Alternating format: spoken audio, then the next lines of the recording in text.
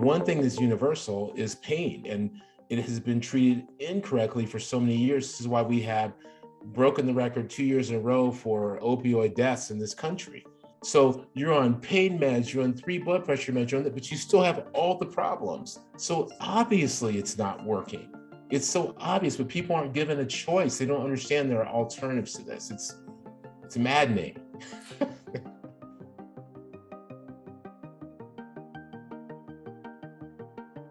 What has to change is the mindset.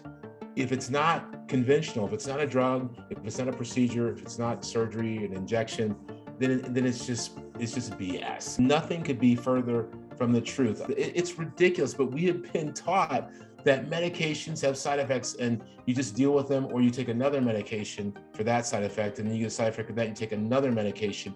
We're not conditioned to understand that there are things that can really, really help you. I'm talking about things that can really cure disease processes that work without making you sick.